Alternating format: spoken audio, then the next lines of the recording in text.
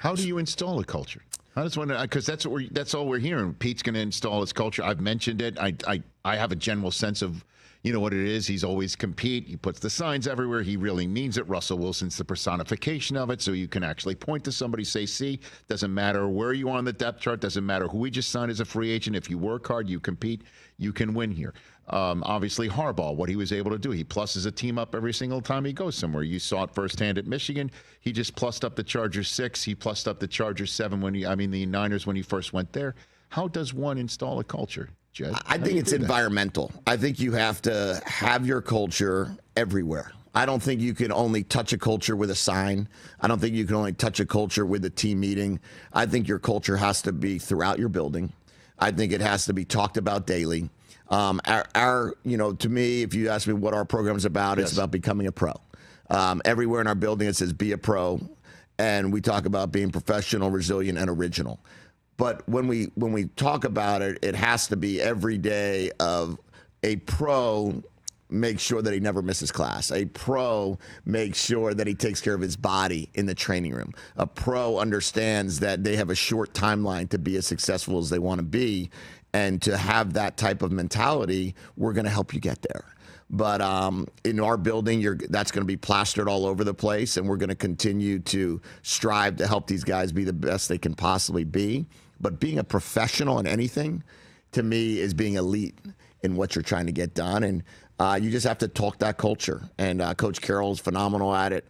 I mean, I think if you were to ask me what's Jim Harbaugh's culture, I'd say football is everything. I mean, football is everything. Like, he is just such a great, my favorite Harbaugh conversation. Please. Coach Harbaugh, you would love this, obviously. We're at Michigan, and we're talking, and we have all these different things. We're going satellite camps, and then we're trying to, figure out what we're going to do on offense and figure out how many plays we're going to put in. I said, maybe sometimes, less is more. And he looks at me with his face. He goes, how could less be more? More is more. Less is less. And I look back at him and I go, I mean, I guess I can't argue that. And he said, Jedd, more is more. I said, there it is. More is more. I will never say less is more ever when talking to you. But I understand that less can actually mean more. Is that don't try to explain that to him. Oh my God. Well, birds make you nervous. If you eat birds, they're nervous. They're nervous. Chicken. Chicken. Don't eat chicken. Nervous bird. I know.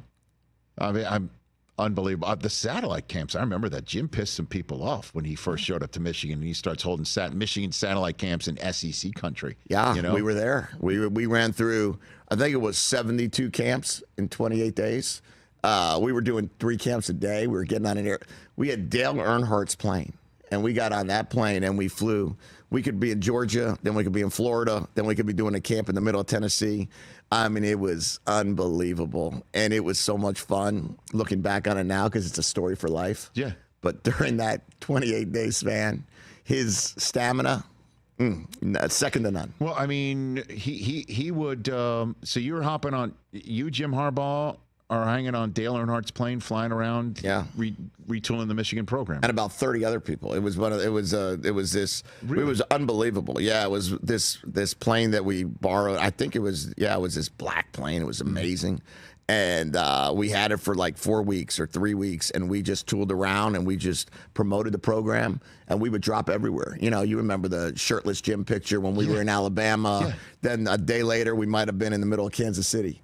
I mean, we were everywhere, and were you there with him when he stayed over in the treehouse? Yeah, that was the kicker, Quinn Nordine.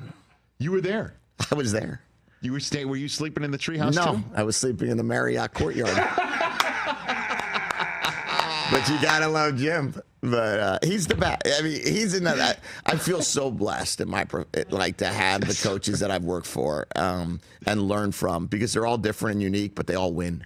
And that's the best part about it. Catch the Rich Eisen Show every single day on the Roku Channel, 12 to 3 Eastern, for free.